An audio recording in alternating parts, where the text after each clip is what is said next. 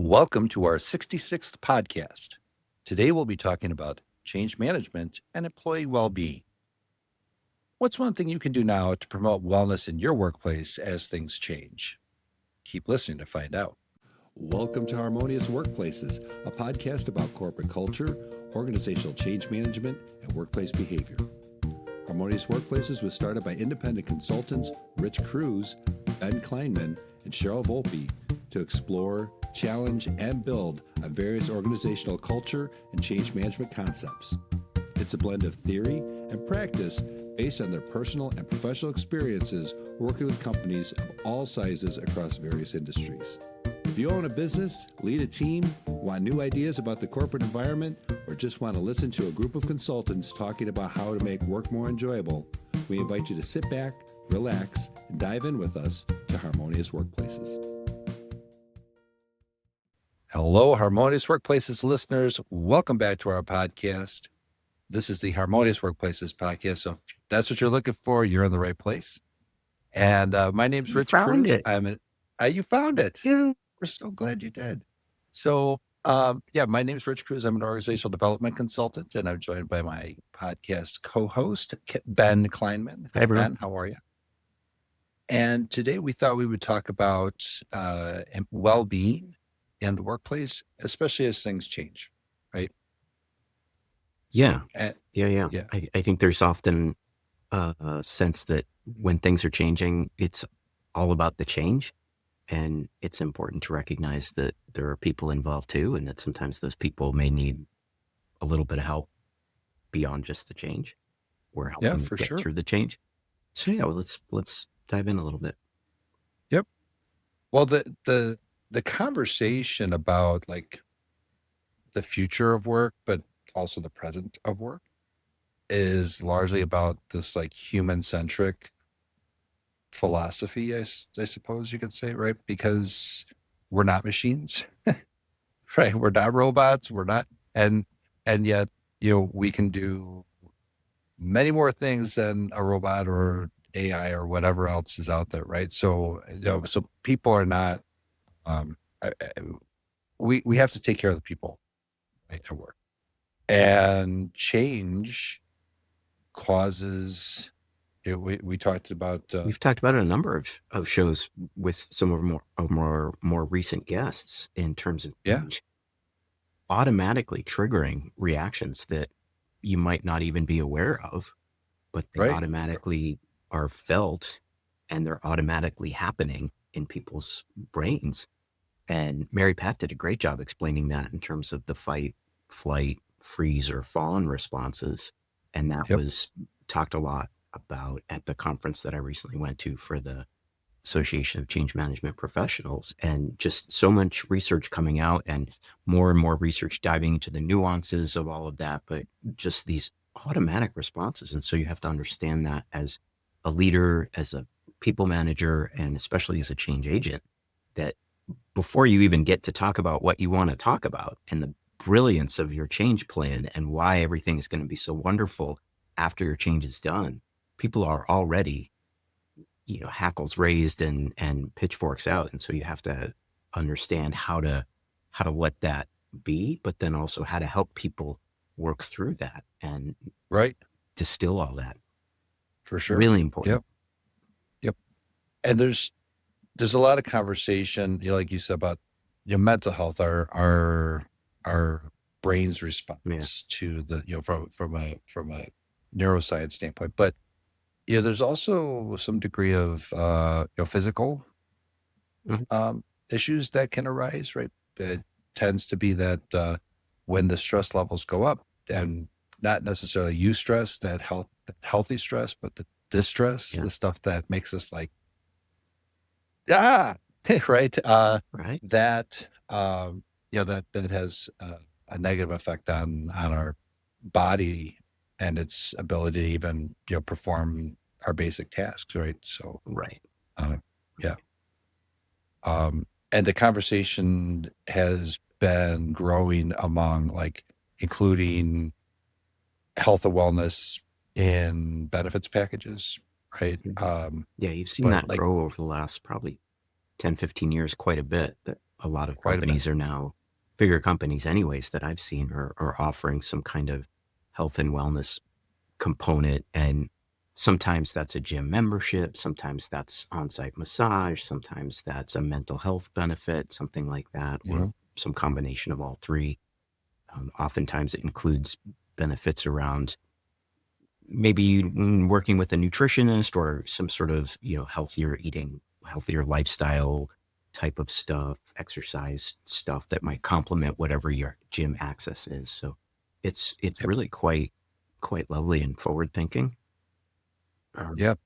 There have been a few technology companies that I've worked with over the years that have put, especially, and I say tech because I don't know, for whatever reason, it seems to be that those are the places that provided, access to foosball tables, the, right. Well, there's that, right? They had an Xbox in one of the rooms before, nap uh, pods, sleep pods, whatever they call them. sleep pods. Yeah. But the healthy snacks, Yeah. right? Where Mhm. they were not, there was nothing sugar, nothing, it was Right. fresh fruits, um, sugar-free yogurt, like stuff like that. Like it was very well done in my opinion. Right. Right. So, um, I remember reading, and maybe we talked about it on one of our podcasts before, about how some of those folks would sort of engineer their lunchroom or their cafeterias where they would put the healthier stuff at eye level so it was more immediately visible. And if you were just looking for something, that's what you'd grab. And they put the junk food in either a much less prominent place, lower down, or much higher up, or off in a corner somewhere. And sure. I think in most cases, people probably didn't even notice, or they appreciated that. Oh, it's easy to find my yogurt or my granola or whatever. Find the apple. But I bet there are some people who looked at that and said, "Don't be tricking me. I want my yummy num nums, and That's right. I don't like being manipulated like this." Sure. Sure. Yeah. Don't put my pop on the bottom shelf, man. I want to be able to reach out and grab Right, it. right. So Right. it's kind of Right. playing with that. But Sure. you raise a good point about the rise of AI and how AI just is and feels so very different than the rise of things like the internet or the rise of things like social media. It's just all of that on steroids, and the pace of it is so much faster that I think that's Hmm. causing so much churn with people's well-being at work in terms of job stress and will I have a job type job stress, not the you stress that you were talking about in terms Yeah. of Yeah. harming your job, but just will I have a Right. job? And yet I'm seeing a lot of other people on the other side of the coin absolutely loving having AI being able to help them summarize documents or find information faster or do all sorts of things that they have to do in their day job just a little bit more efficiently. And it's just this really interesting dynamic right now. Sure. Sure. So there's this worry aspect, right? Anxiety, right?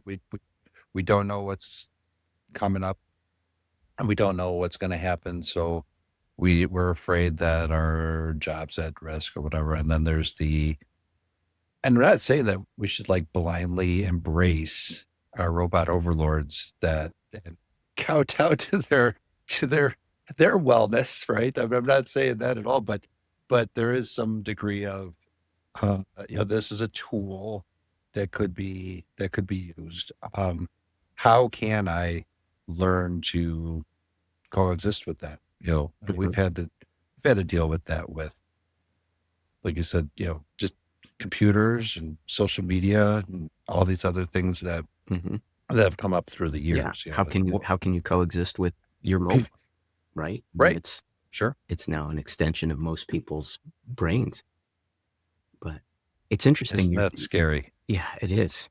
But it's interesting too, in the sense that you were talking about kind of this idea that AI is a tool, and many people are starting to think of it as a little bit more than just a tool or a piece of technology, where it's starting to be able to do things on its own, and the growth of AI agents and operators that are able to act fairly autonomously is just going to keep increasing. And I was Sure. just reading a little bit about how those agents can be tricked in the same way that a large language model can be tricked.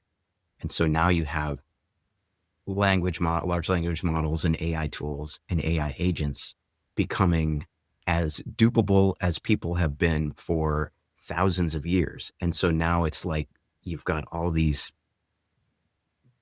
essentially gullible people flooding the internet and flooding the workplace that are tools, and you can try to Yeah. engineer around that, but it's going to be just as difficult as trying to help people from falling prey to phishing scams or other scams.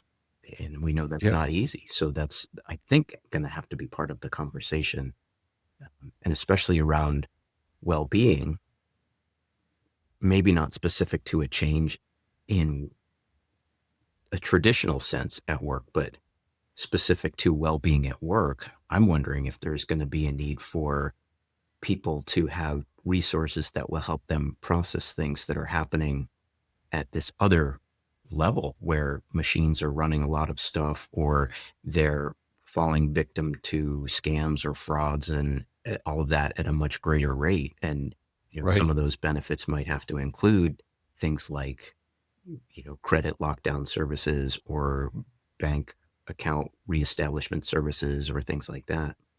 Sure.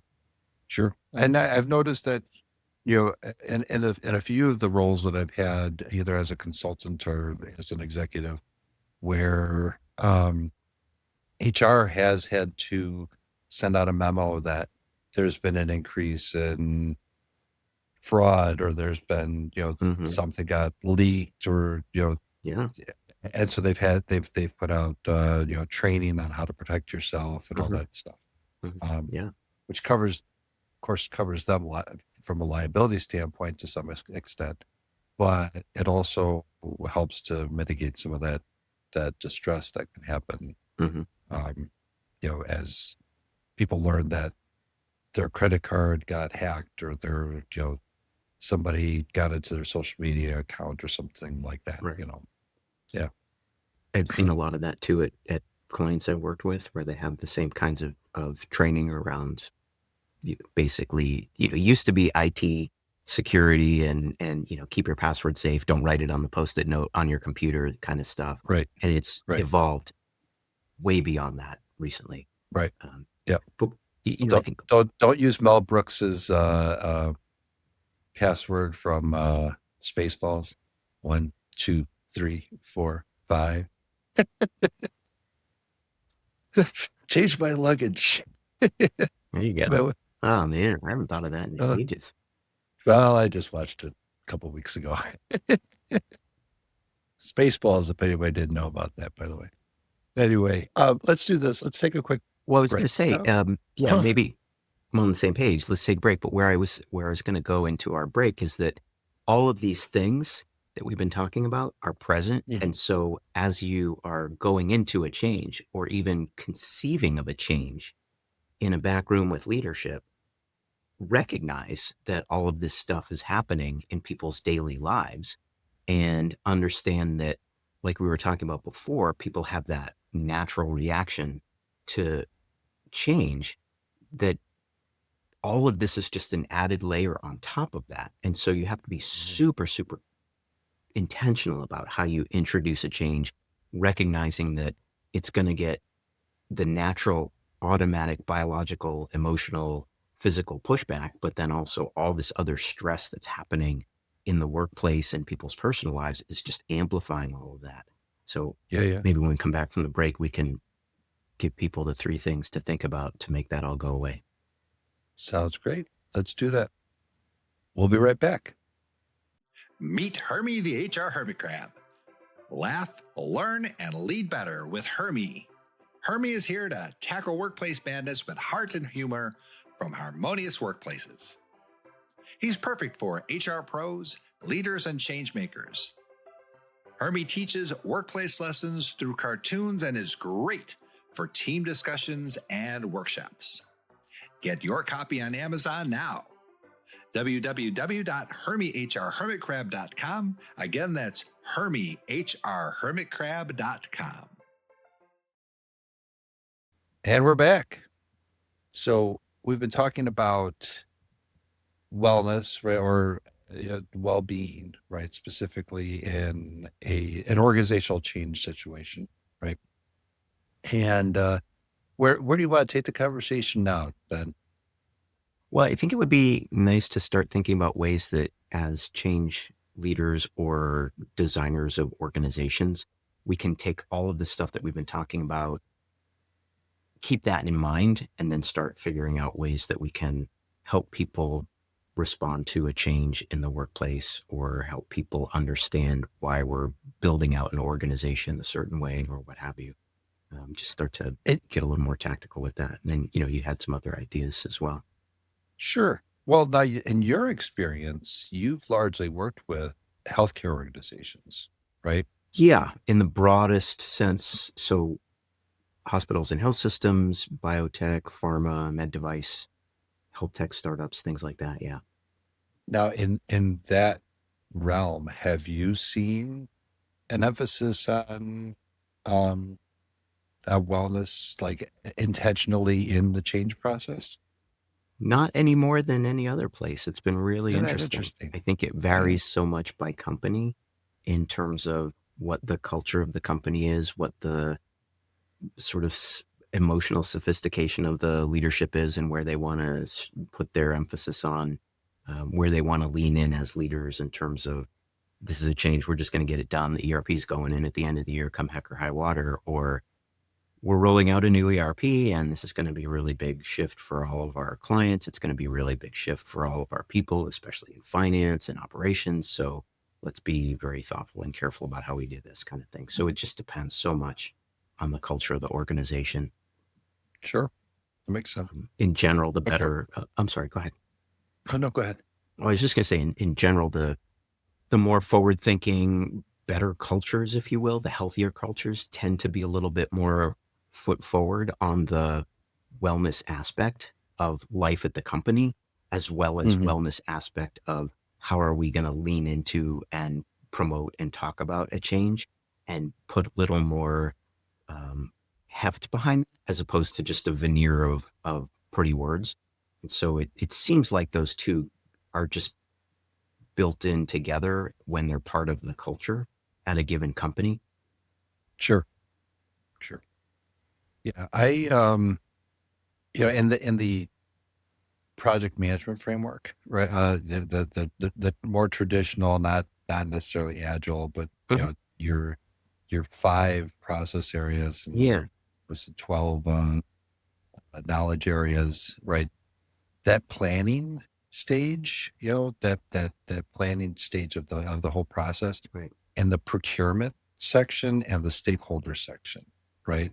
That seems to be where this would fall in. Like, what, who are the stakeholders involved, and trying to think ahead, knowing who your people are and some of their, maybe some of their traits and their work behaviors and that type of stuff, but trying to be a little proactive about how to manage their Hmm. Hmm.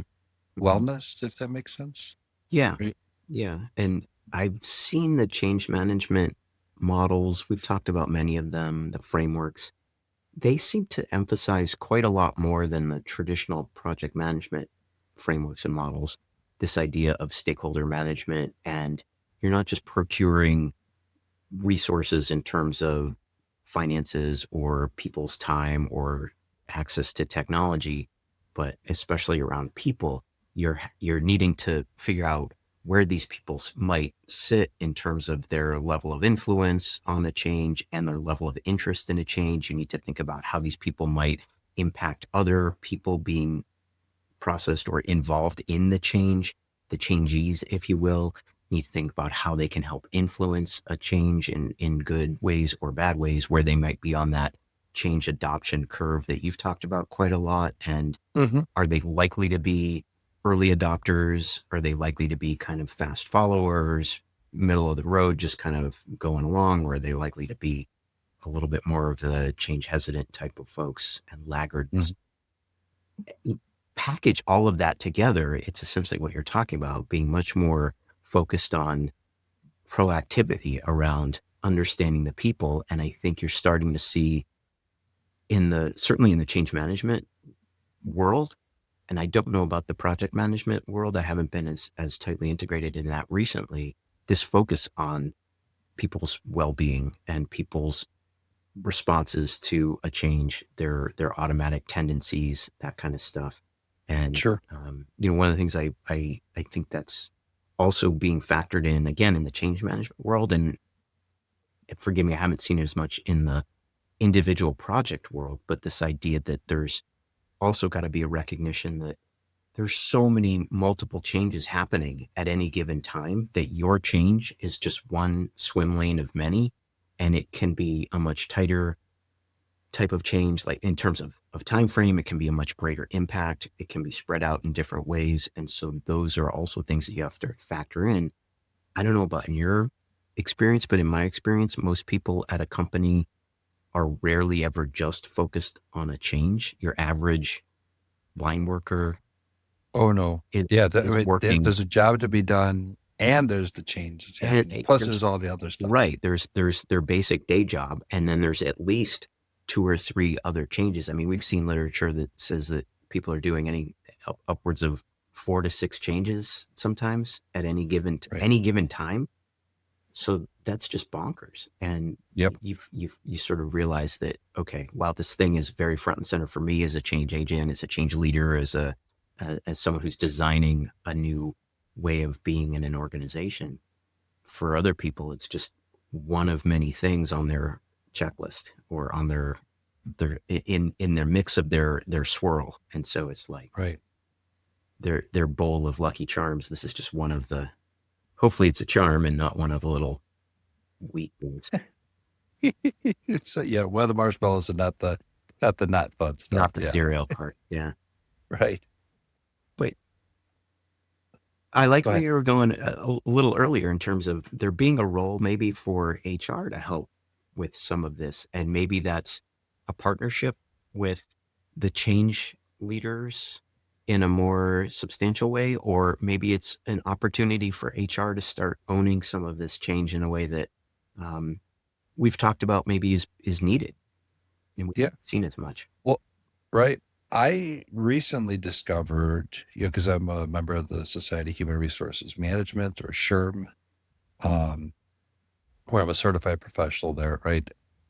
That they created a partnership with PsychHub, which has some connection to the APA, the American Psychological Association, right? And they created a mental health ally course, right? That's on the PsychHub website, where you can get a certificate, right? And they cover things like certain mental health competencies, just understanding some of the different neurological factors, some of the neurodivergent aspects of certain populations. Mm-hmm. One of the things that I really liked that they had in there was workplace safety planning. So actually having some intentionality to how to plan for things that are going to happen or things that are currently happening, as well as looking at things like identifying potential threats for suicide, or problems with diversity, and how we can be more effective communicators in the workplace. So I found it to be a really not only eye-opening, because there's some very interesting research that came through there that I wasn't really all that aware of, because my industrial organizational psychology background there's nothing clinical in it. Right. Right. This does not substitute clinical diagnosis. It doesn't give you just to be clear, if you're an HR person, you're not to diagnose somebody that you see these signs, but it does give you the tools to be able to, as a manager, right, affect how people can get help, the help that they need. So it sounds like it's a really great tool for awareness. Yeah. And That's I great. mean, it's 8 parts. Each part is an hour, so if you're looking for continuing education credits, it's a good, 78 hours of that. But I found it to be a good tool. And I think that, just And so raising our this level. is a certification that you got. Yeah, it's a certification. Oh, Well, good for you. I don't know if you would call it a certification as much as a certificate, A if that makes sense, right? But because certification. yeah, I know. I don't know what, Okay. You have been but certificated. yeah, it doesn't give you any kind of license or a No, but path it says towards. that you are now maybe far more aware of these things than your average bear, Yeah, yeah, and which it's is great. very accessible, and that, again, that planning part for HR to be able to play a role in. I think that's super sharp. That's really Yeah, good. And from what I've seen in most of the companies I've consulted with and been an employee of, that is sorely needed.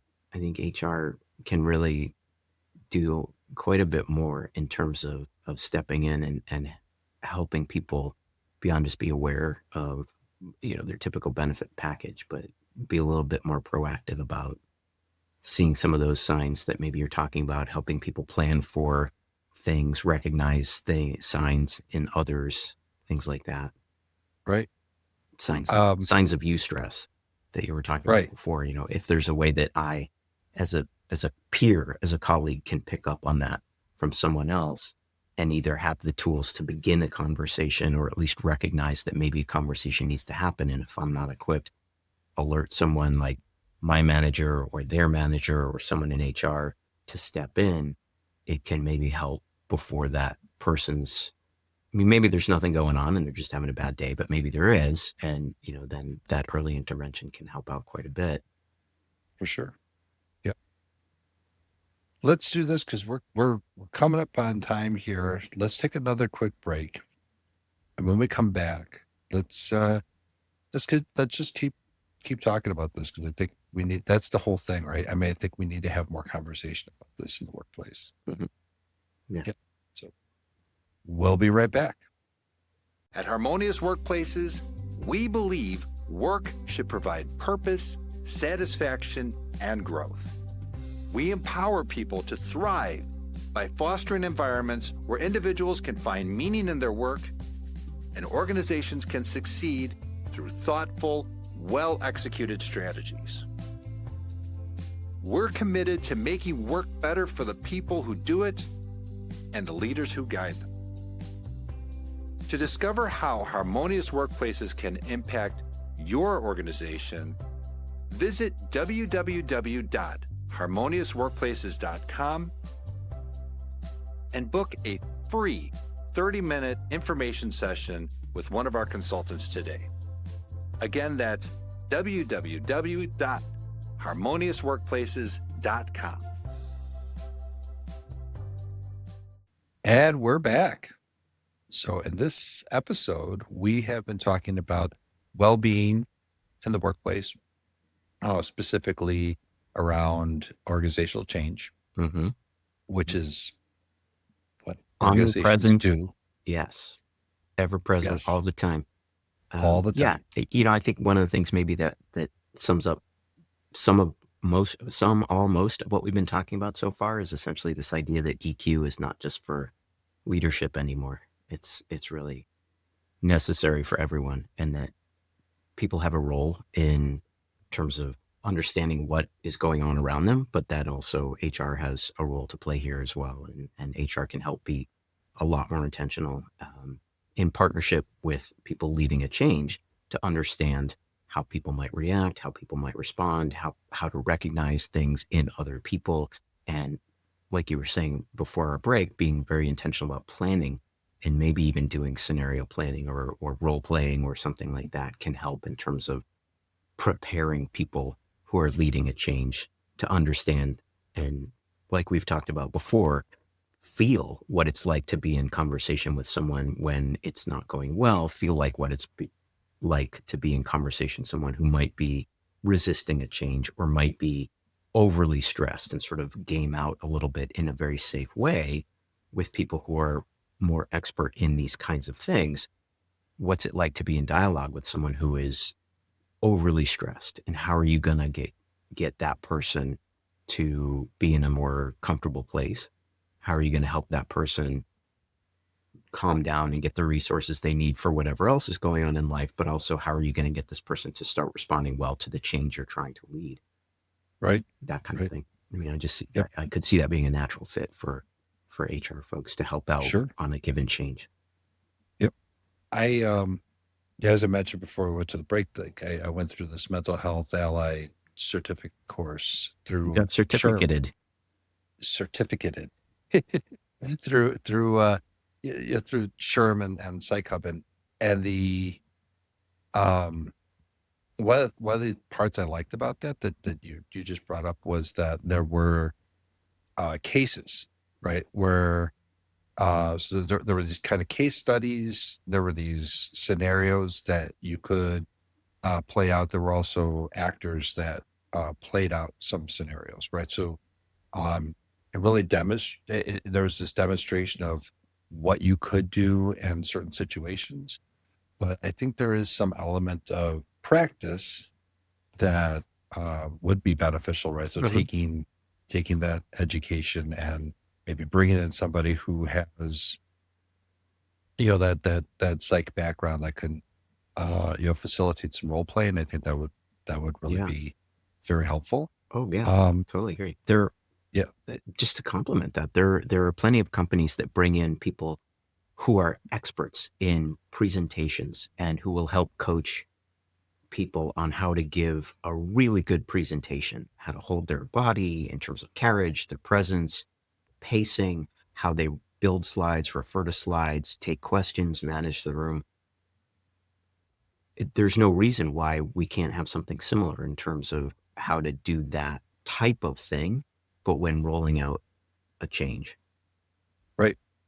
And if anybody's like trying to question what's the return on investment of that, right? It's if you have people who are checked out and are not adopting and not, they're from a mental health standpoint, from a wellness standpoint, Mm-hmm. they are not fully engaged and present and all that. How are you going to get the work done, right? Oh, you're So not. Yeah. I mean, you're not, you're already spending so much money on a given change and right? devoting so many resources to that change.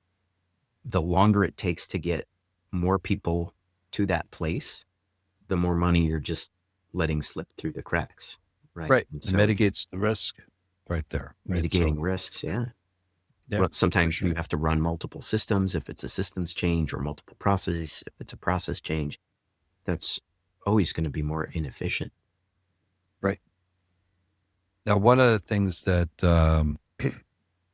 we've talked about in our own meetings and all that, but we brought it up a few times, is HR having some place at the strategy table, Mm-hmm. right? And that just seems to be something that um, like I taught a strategic HRM course, right? In the recent past, ever at Trinity Christian College, and we see that listed, right? And at the same time, it seems like even when we have VPs or CHROs, right, that of chief human resources officers, if anybody didn't know that, but if you have those executive positions and they're not given a lot of credence or they aren't brought to the strategy table, right? I think uh, that could be a problem, and we're kind of addressing that. And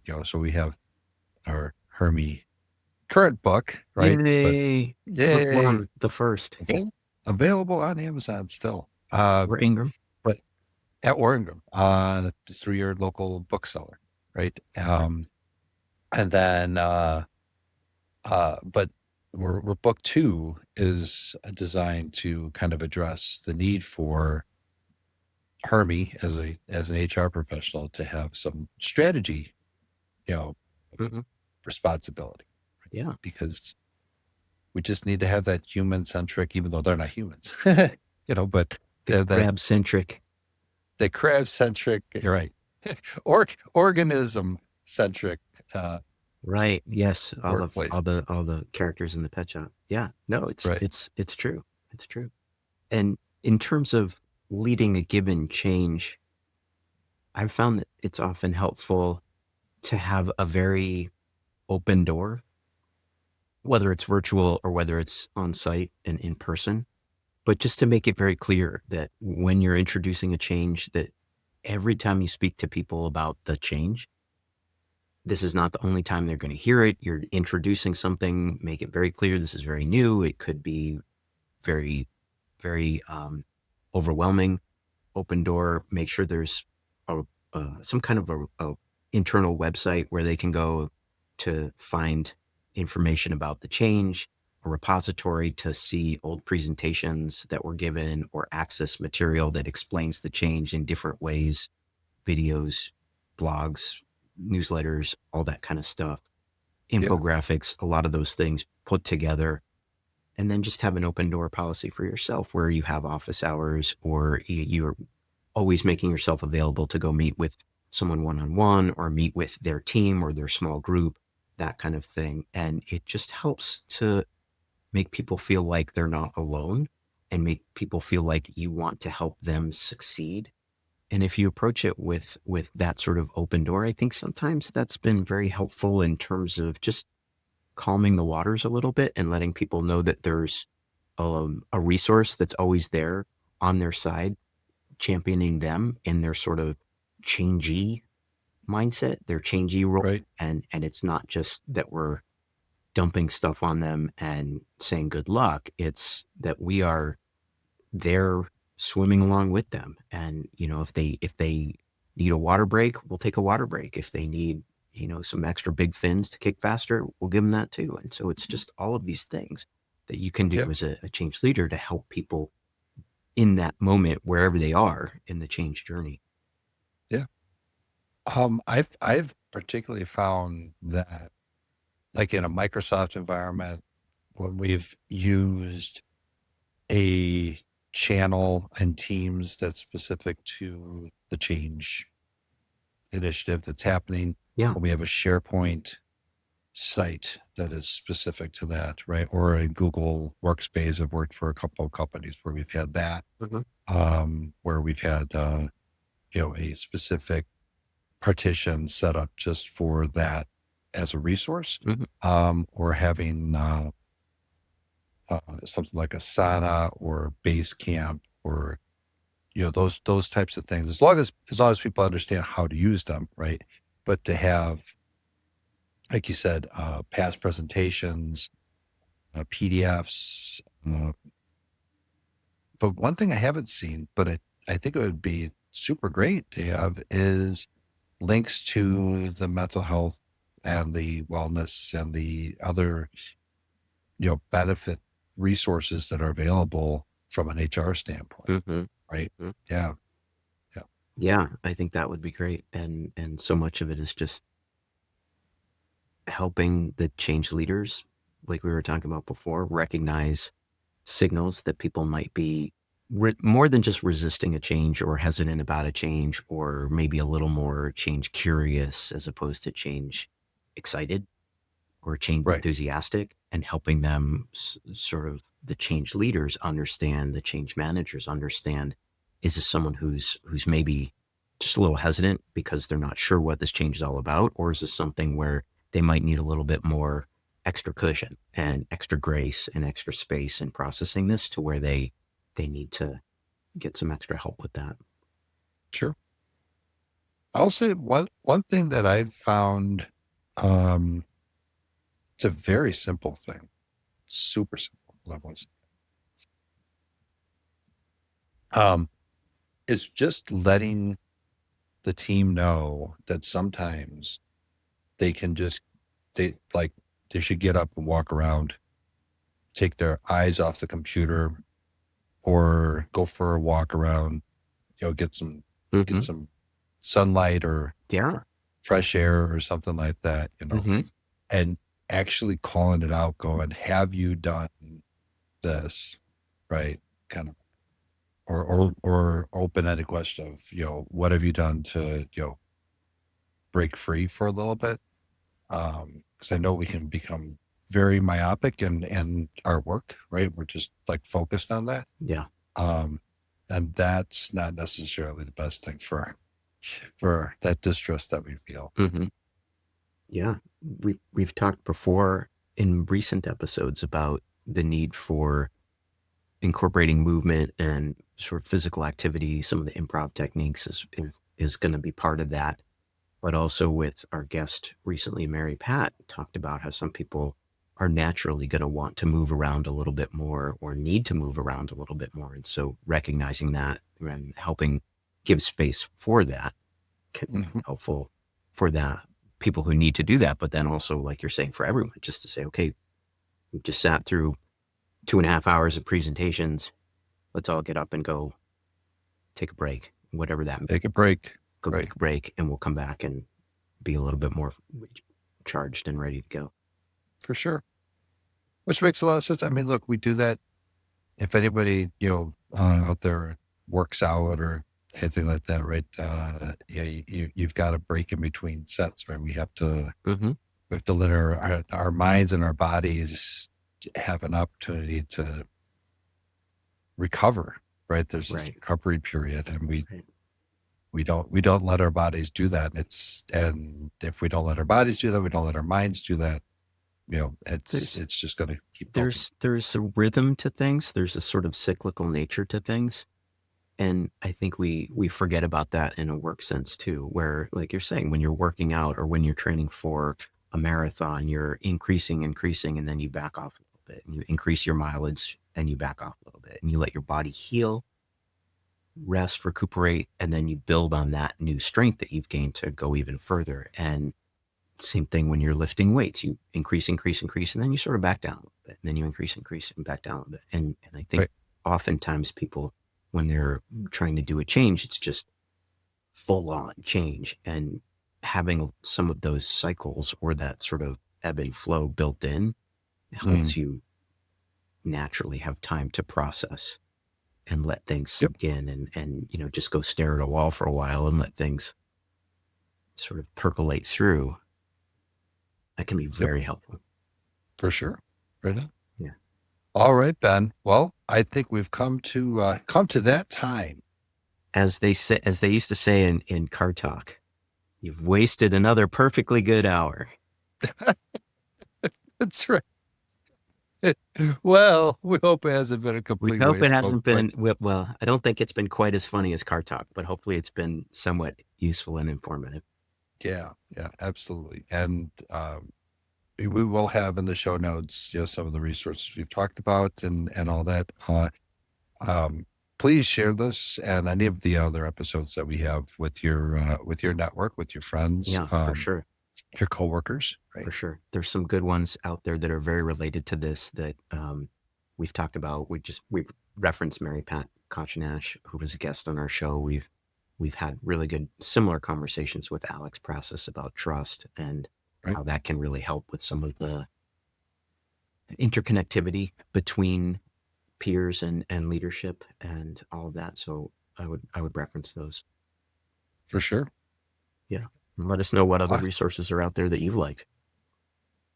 Yeah, we'd love to hear back from you. If there's anything that we could add into a future episode, let us know. Or make a Hermie cartoon. We do have Ask Hermie. Yeah. So if you go to our website at harmoniousworkplaces.com and you look for Ask Hermie, you can give us a question that you want to have answered, and we'll make either a Hermie cartoon, an animation, include them on the podcast, or do a blog. Yeah. We'll make it happen. There is already an example up on the website right now. So yeah, it's fantastic. Check it out. Awesome. Cool. All right, folks. Thanks, sir. Well, thanks a million. Thanks, Ben.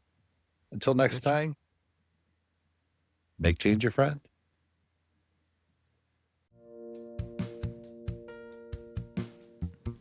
Thanks for listening to Harmonious Workplaces.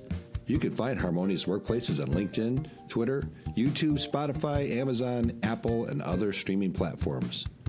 We'd love any feedback on whatever channel you find us on. Please rate, like, and share our podcast with your network, and remember to add Harmonious Workplaces to your list of favorites to get notified about each new episode. To contact Rich or Cheryl, please visit www.workbalanceconsulting.com. To connect with Ben, find him on LinkedIn or visit at www.harborsidestrategy.com.